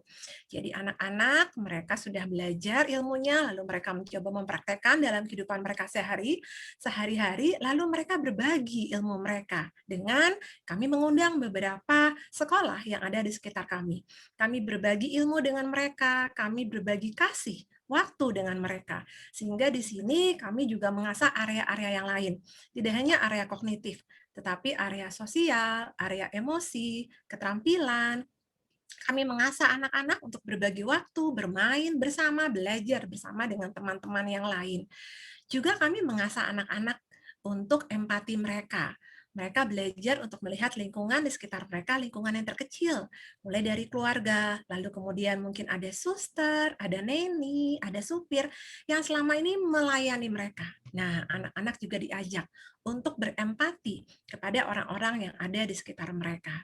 Jadi kalau Bapak Ibu perhatikan, di sini kami tidak hanya fokus di ranah kognitif saja, gitu ya. Karena mungkin seolah-olah cenderung terdengar nih, kalau sekolah Dian Harapan tuh kayaknya kurang greget gitu ya akademisnya gitu ya.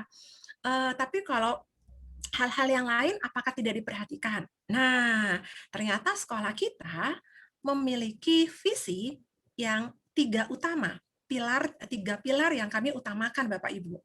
Ada truth, knowledge, ada faith in Christ, juga godly character. Nah, tiga pilar utama itu Bapak Ibu, di mana kami saling menguatkan satu sama lain di seluruh proses pembelajaran, juga event-event sekolah mengarah kepada tiga pilar itu. Sehingga anak-anak dilatih untuk mengetahui pengetahuan yang sejati.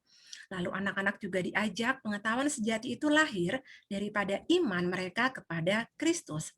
Dan di dalam anugerah Tuhan, Roh Kudus akan memampukan anak-anak terus mengalami pertumbuhan, perkembangan. Sehingga anak-anak juga menunjukkan karakter-karakter yang semakin hari semakin serupa Kristus.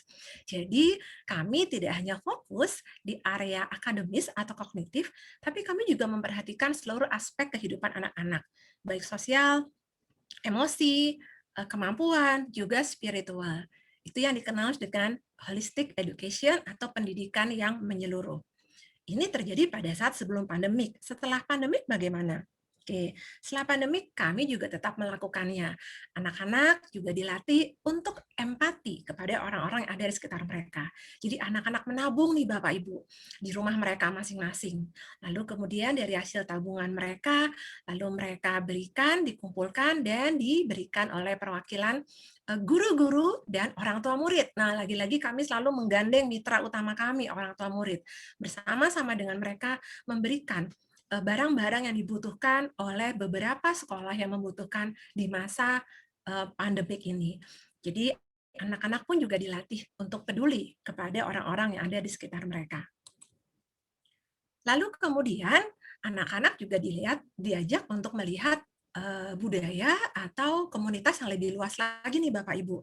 Kalau tadi mungkin lingkungan keluarga, lingkungan sekolah, lalu diajak untuk melihat yang lebih luas lagi, yaitu Indonesia. Jadi ini sebuah tantangan nih buat kita, merayakan hari kemerdekaan Indonesia di masa pandemi ini seperti apa, begitu ya. Tapi luar biasa Tuhan menyertai perjalanan guru-guru untuk mengemas seluruh acara ini. Walaupun tidak bisa dibuat secara onsite, tidak bisa upacara beneran begitu ya, bertemu di gym untuk upacara, tetapi kami mengemas acara ini supaya anak-anak tetap bisa menikmati event ini dan tetap bisa mendapatkan maknanya. Mereka belajar untuk mencintai, bangga akan Indonesia. Beberapa aktivitas yang mereka lakukan juga untuk mengasah supaya mereka belajar menjadi anak-anak yang bertanggung jawab menjalankan perannya sebagai seorang anak Indonesia. Nah, aktivitas yang lain juga adalah, ini adalah salah satu kegiatan retreat nih Bapak Ibu. Nah, berkaitan dengan visi tadi, bahwa kami tidak hanya mengajarkan anak-anak begitu ya, hal-hal yang kognitif untuk bekal mereka di masa hidup mereka di masa depan. Tetapi kami juga mengajarkan bekal mereka hidup di masa kekekalan. Buat kami sangat percaya bahwa setiap anak itu diciptakan unik oleh Tuhan. Berbagai potensi yang diberikan oleh anak-anak. Sehingga kami perlu peka melihat seperti Tuhan melihat bagaimana setiap anak tidak dapat dibandingkan dengan anak yang lain. Tapi setiap anak memiliki potensi masing-masing yang itu perlu kita dampingi, yang perlu kita arahkan. Sehingga seluruh area aspek kehidupan anak-anak terus berkembang. Kami mengajarkan anak-anak yang utama untuk memiliki relasi dengan Tuhan. Ketika mereka memiliki relasi dengan Tuhan, anak-anak akan semakin menghargai, mengenal identitas mereka, akan menghargai makna dan tujuan hidup mereka. Sehingga dengan harapan kelak mereka bisa meresponi panggilan Tuhan dengan tepat dan mereka bisa mencapai cita-cita mereka untuk menjadi berkat buat orang-orang di sekitar mereka. Ini adalah kelompok-kelompok di mana anak-anak saat itu sedang devosi, sedang sharing, menceritakan perjalanan iman mereka. Nah, ini juga ada satu kegiatan yang menarik seperti yang tadi dikatakan oleh Ibu Mariana ya. Kita perlu nih membantu gitu ya, mengkondisikan ada hal-hal yang perlu dilakukan. Nah, ini kegiatan sebelum pandemik nih, Smart Ride namanya Bapak Ibu. Jadi anak-anak seolah-olah sepertinya nggak penting banget sih nih, ngapain sih nih ya belajar naik sepeda roda 4, roda 3, roda 2 gitu ya. Sepertinya kita melihat tidak ada maknanya seolah-olah. Tapi jangan salah Bapak Ibu, di dalam kegiatan Smart Ride ini, anak-anak tidak hanya dilatih untuk bisa mengendarai kendaraannya dengan baik dan benar, tapi anak-anak juga diajak untuk melatih karakter gitu ya. Mereka melatih karakter sabar karena mereka perlu antri menunggu gilirannya begitu ya. Lalu mereka juga dilatih untuk bersosialisasi, bekerja sama dengan teman-temannya. Dan mereka juga dilatih untuk karakter taat. Ketika mereka melihat rambu-rambu di sekitar mereka, mereka perlu belajar taat. Dan tanpa disadari, mereka-mereka ini bisa menjadikan suara kebenaran di tengah-tengah keluarga. Ada sebuah pengalaman ketika orang tua mereka sedang naik mobil, lalu kemudian lampunya lampu merah begitu ya. Lalu si ayah langsung ngegas karena dipikir oh nggak ada orang di sekitarnya. Tapi lalu anak itu mengingatkan gitu, "Pak, nggak boleh.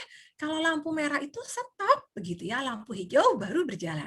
Jadi tanpa kita sadari anak-anak itu merekam apa yang dia pelajari dan dia mengaplikasikannya dalam kehidupan sehari-hari. Jadi kami mengajarkan anak-anak untuk taat kepada otoritas yang lebih tinggi yang ada di sekitar mereka. Dan lebih jauh lagi kami mengajak anak-anak untuk lebih taat kepada otoritas yang nomor 1, yang lebih tinggi, yaitu pencipta mereka. Nah, sayang sekali saya tidak bisa memberikan fotonya. Minggu depan baru ada nih kegiatan Smart Ride untuk K3, Bapak Ibu. Jadi tetap diadakan, tetapi di rumah mereka masing-masing. Dan lagi-lagi kami bermitra dengan orang tua untuk membantu anak-anak tetap bisa melakukan Smart Ride di lingkungan rumah mereka masing-masing.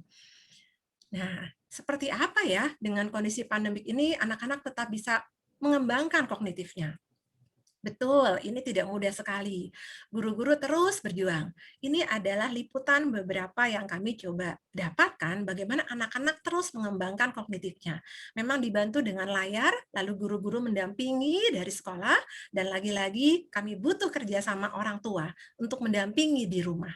Anak-anak tetap bisa belajar, tetap bisa menikmati proses pembelajarannya.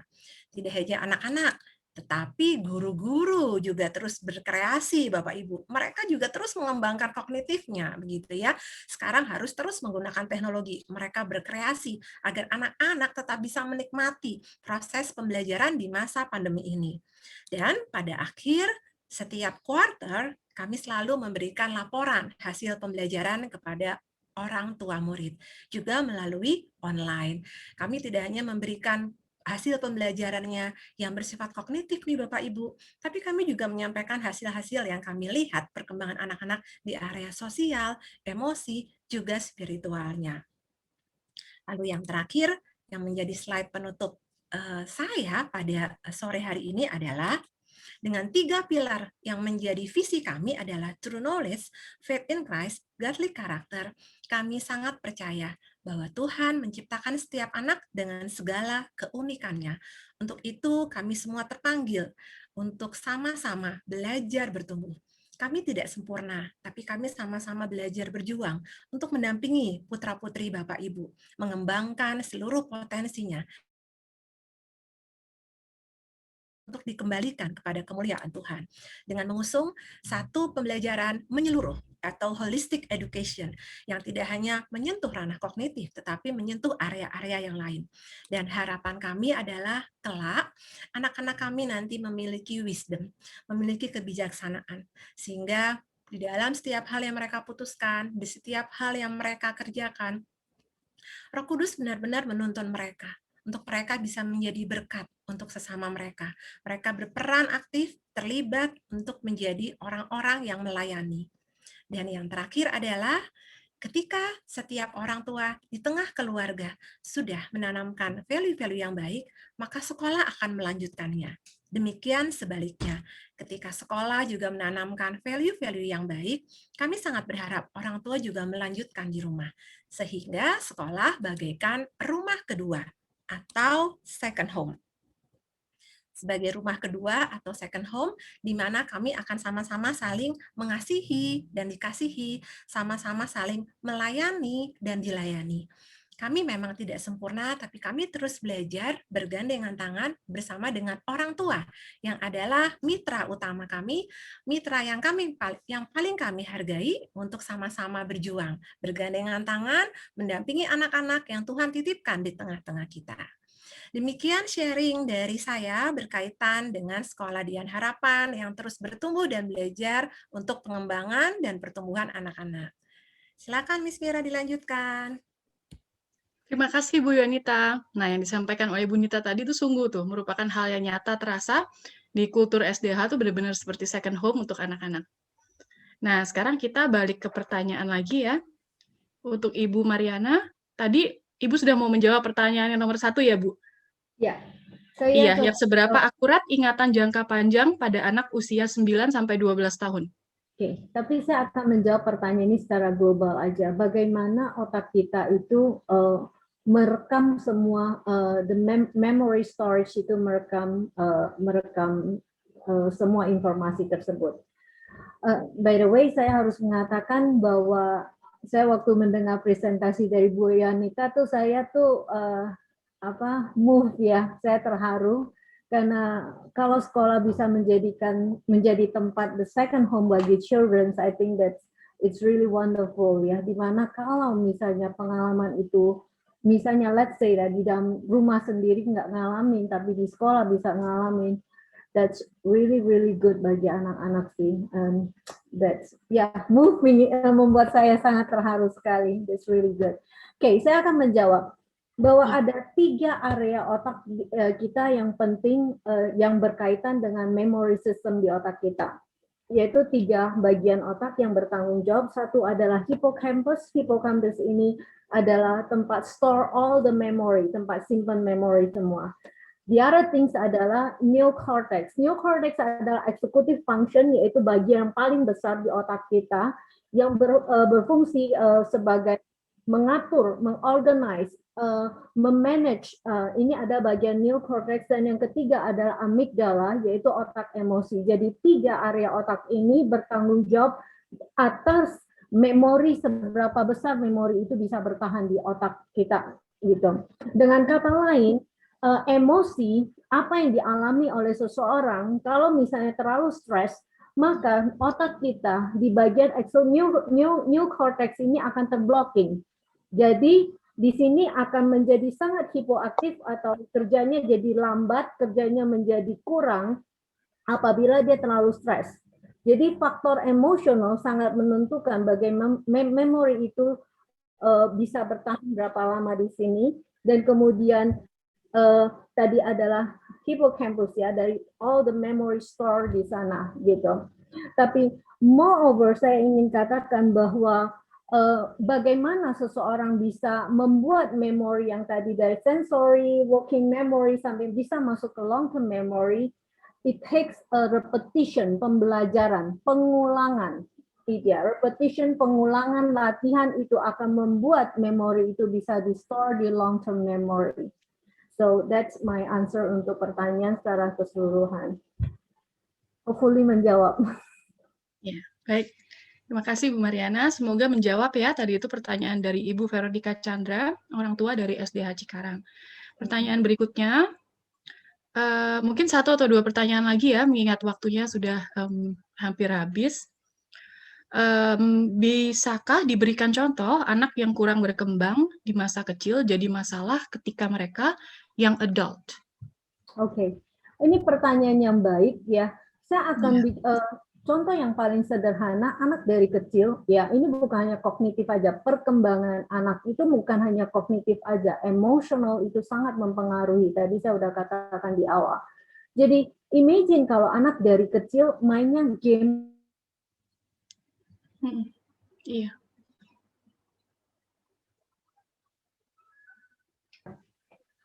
Halo. Ya. Dengerin suara saya? Dengar, Karena freeze gitu. Oke. Ya, jadi just imagine anak tuh dari kecil, ini ada kasus yang saya pernah tangani. Jadi dari kecil tuh karena orang tuanya sibuk, anaknya lebih banyak dikasih iPad buat main game gitu, karena nggak mau sibuk, orang tuanya nggak mau pusing gitu kerja dan anak main game terus.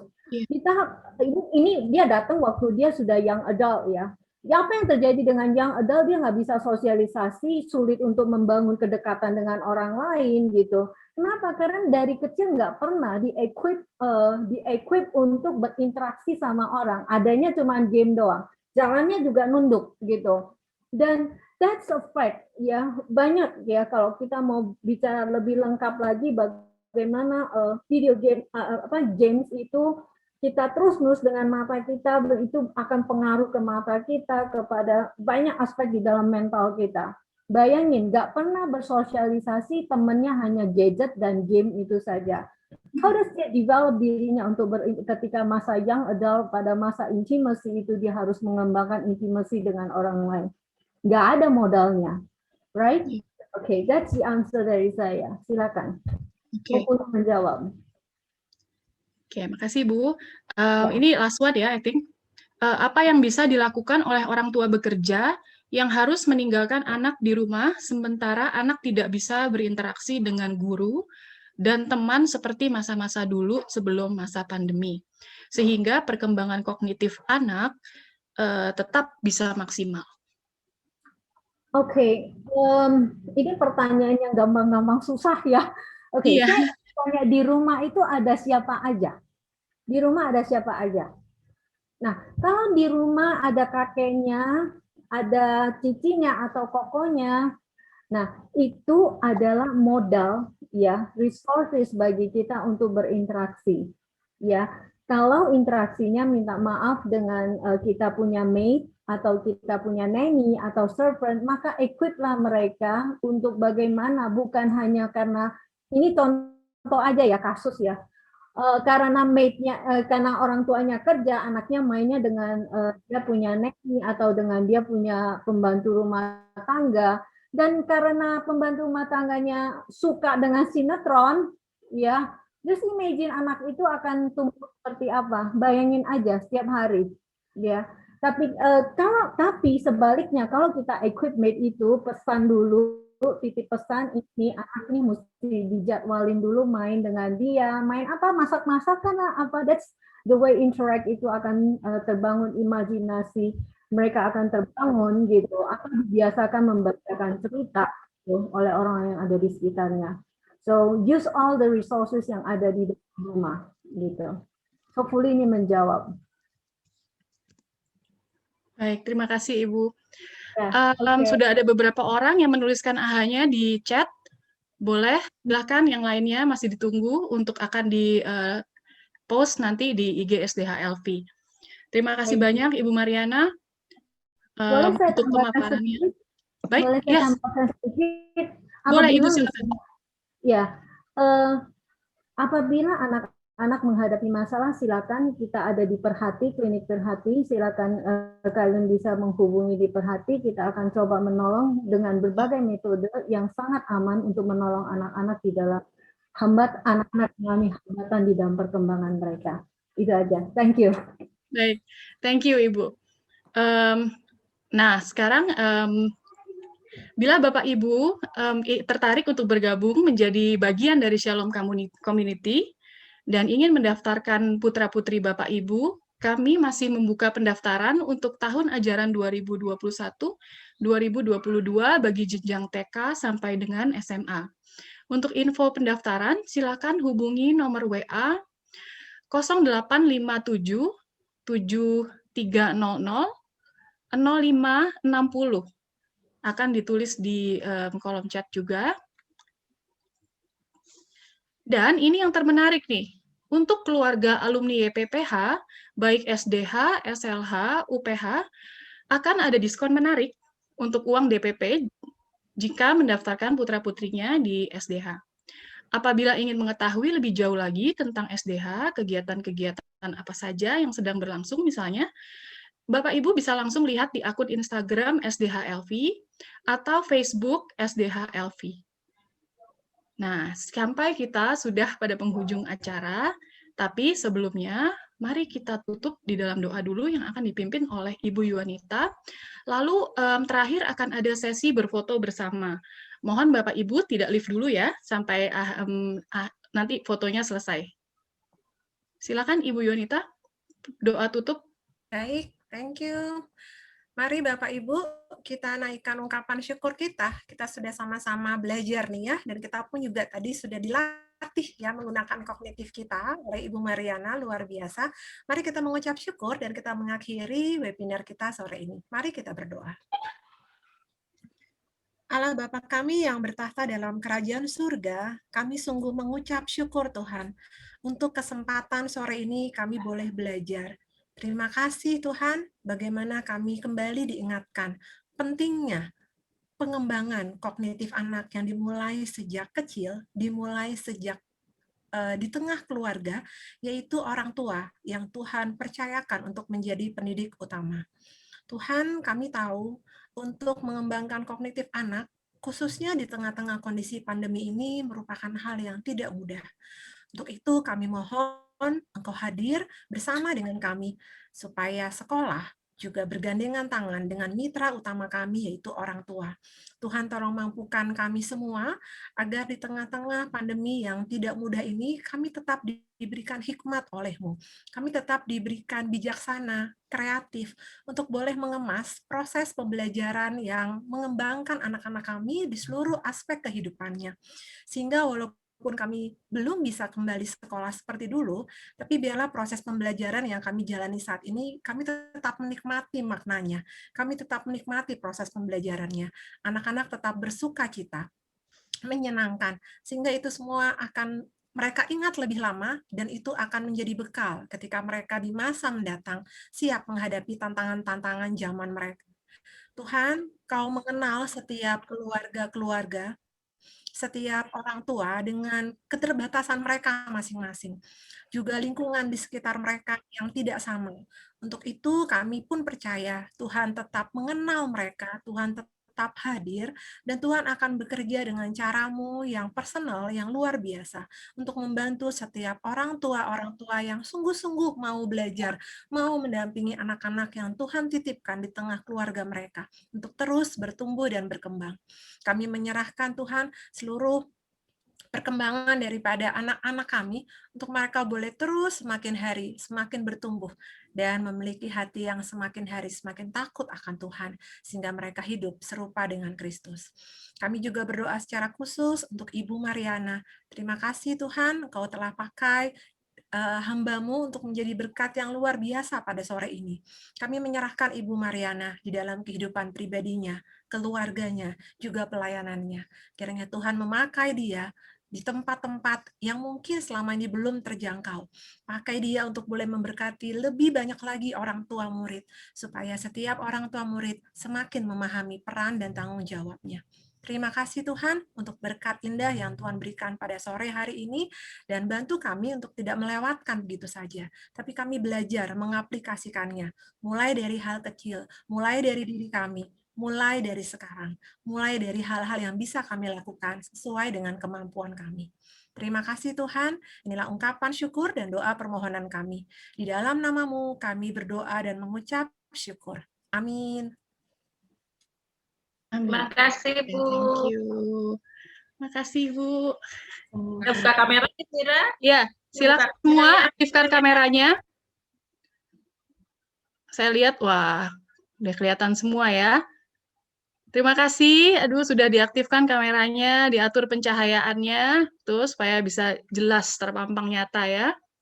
Nah, senyumnya juga jangan lupa. Pak Vito yang akan membantu mengarahkan. Silakan Pak Vito. Oke, ada 3 halaman ya. Halaman Oke. 1. Di saya 2, Bu. Oh, 2 ya, oke. Ya, soalnya layar besar langsung. Ya, oke. Oke, Bapak Ibu, untuk dipersilakan lihat ke kamera dan senyum. Senyumnya yang lebar. 1, 2, 3. Sebentar ya. Oke. Sekali lagi. Ini baru halaman yang pertama, habis itu halaman yang kedua, oke? Ada 1, 3.000 halaman. 2, 3, senyum. Oke, sekarang halaman kedua, tetap senyum aja terus. Ketawa lah boleh. Ketawa ya, oke. Halaman kedua, 1, 2, 3. Oke, terakhir ya.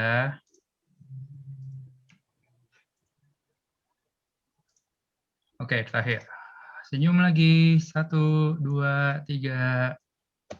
Oke. Oke. Sudah selesai. Ya, Oke, acara webinarnya terima selesai. kasih. Terima kasih banyak semuanya. Tetap jaga